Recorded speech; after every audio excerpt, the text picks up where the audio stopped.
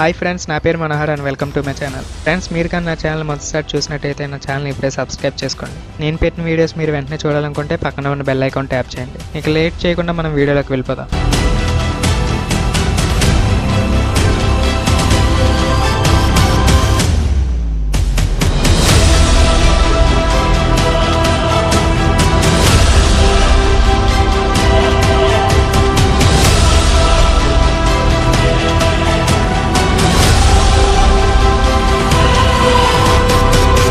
అనంత పద్మనాభ స్వామి గుడి. ఈ గుడి పేరు వినగానే ఎవరికైనా గుర్తొచ్చేది ఈ గుడిలో ఉండే నిధి. ఎందుకంటే ఈ గుడిలో కొన్ని లక్షల కోట్లు విలువ చేసే నిధి కొన్ని సంవత్సరాల క్రితం కేరళలోని తిరువనంతపురంలో దొరికింది. దీంతో చాలా మంది ఈ గుడి పైన ఇంట్రెస్ట్ చూపించడం మొదలుపెట్టారు. అయితే మన ఇండియాలో విష్ణువుకి సంబంధించి చాలా దేవాలయాలు ఉన్నాయి, కానీ ఆ అన్నిటికన్నా బాగా నేమ్ వచ్చింది మాత్రం ఈ అనంత పద్మనాభ స్వామి గుడికే. ఈ గుడి వెనుక మనకి తెలియని ఎంతో చరిత్ర దాగి ఉంది. అంతేకాకుండా ఎన్నో మిస్టరీస్ కూడా ఉన్నాయి. అలాగే ఈ గుడి కోసం మన పురాణాల్లో కూడా ఉంది.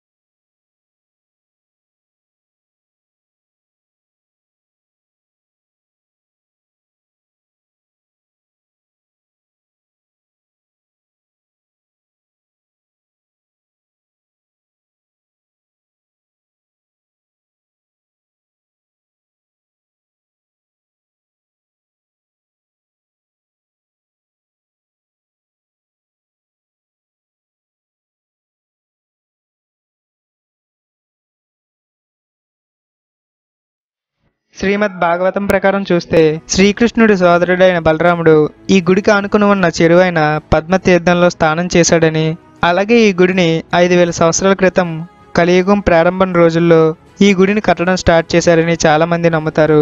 అయితే ఈ గుడి విషయానికి వస్తే ఈ గుడిలో ఉన్న స్వామివారి సంపద అప్పట్లో ఎవరికి దొరకకూడదని ఈ గుడిని కట్టేటప్పుడు ఈ సంపద అంతా నేలమాదిగల్లో దాచికట్టారు. అంటే గుడి కింద ఈ నిధిని అంతా దాచిపెట్టారు. అలా ఆ నిధిని మొత్తం 6 గదుల్లో దాచారు.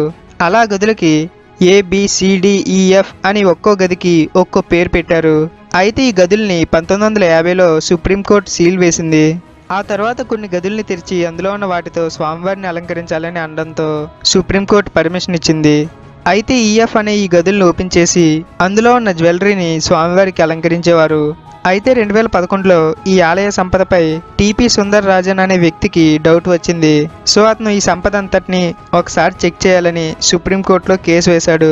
అయితే సుప్రీంకోర్టు ఈ కేసుని సీరియస్గా తీసుకుని దీనిపై ఒక కమిటీని కూడా వేశారు. అలా వాళ్ళు ముందు CDEF అనే తలుపుల్ని చెక్ చేశారు. అలా చెక్ చేస్తున్న క్రమంలో చాలా సంపద అనేది బయటకు వచ్చింది. అలా మెల్లగా B అనే తలుపు దగ్గరికి వచ్చారు. కానీ ఆ తలుపు పూర్తిగా ఐరన్తో ఉండి దాని మీద భయంకరమైన పాము గుర్తు కూడా ఉంది. సో దాన్ని ఓపెన్ చేద్దామని ట్రై చేసినా వాళ్ళ వల్ల కాలేదు. అలా వాళ్ళు ఈ A తలుపుని ఓపెన్ చేద్దామని ఫిక్స్ అయ్యారు. అయితే ఈ A అనే తలుపుని తెరవడానికి దాదాపుగా 7 గంటలు పట్టింది. అయితే ఈ గదిలో వాళ్ళకి ఎలాంటి సంపద దొరకలేదు. అలా ఆ గదిని క్లీన్ చేసే టైంలో వాళ్ళకి ఒక సీక్రెట్ డోర్ కనిపించింది. ఆ డోర్ని ఓపెన్ చేసి చూస్తే అక్కడ వాళ్ళందరూ ఒక్కసారిగా షాక్ అయ్యారు. ఎందుకంటే CDEF గదిలో ఉన్న నిధితో పోలిస్తే ఈ A గదిలో ఉన్న వాటికన్నా 10 రెట్లు ఈ గదిలో వీళ్ళకి దొరికింది. ఇలా ఈ అనంత పద్మనాభ స్వామి సంపద అంతా ఒక్కసారిగా వెలుగులోకి వచ్చింది.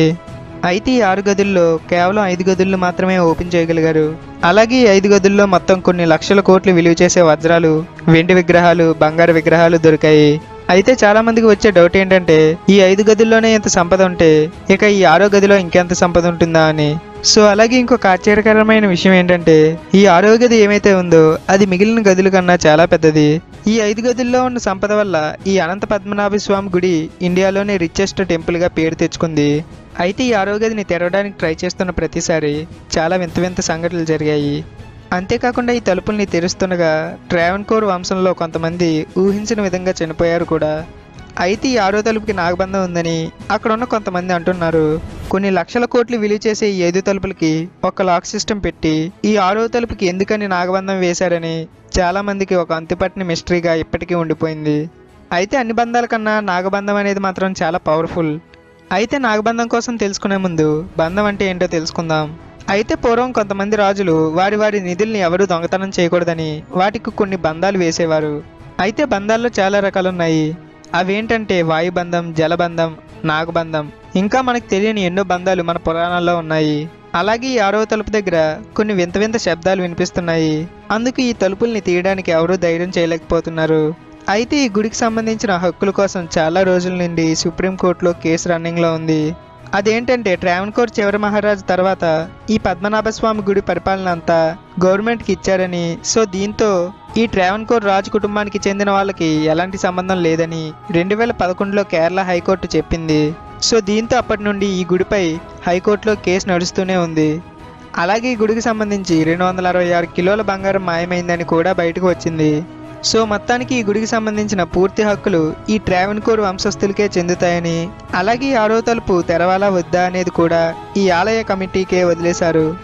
అయితే చాలామంది అనేది ఏంటంటే ఈ 6వ తలుపుని కానీ ఓపెన్ చేస్తే ప్రళయం వస్తుందని అనడంతో చాలామంది ఈ డోర్ను ఓపెన్ చేయడానికి ధైర్యం చేయలేదు. అయితే ఫ్యూచర్లో ఈ తలుపుని ఓపెన్ చేసే ఛాన్సెస్ ఉన్నాయని అంటున్నారు. సో అప్పటి వరకు ఈ 6వ గదిలో ఏముందనేది మాత్రం ఒక అన్సాల్వ్డ్ మిస్టరీగానే ఉండిపోతుంది. సో ఫ్రెండ్స్, ఈ వీడియో కానీ మీకు నచ్చినట్టయితే లైక్ చేయండి, అలాగే మీ ఫ్రెండ్స్ అందరికీ షేర్ చేయండి. అలాగే మరిన్ని ఇంట్రెస్టింగ్ టాపిక్స్ కోసం మన ఛానల్ని ఇప్పుడే సబ్స్క్రైబ్ చేసుకోండి.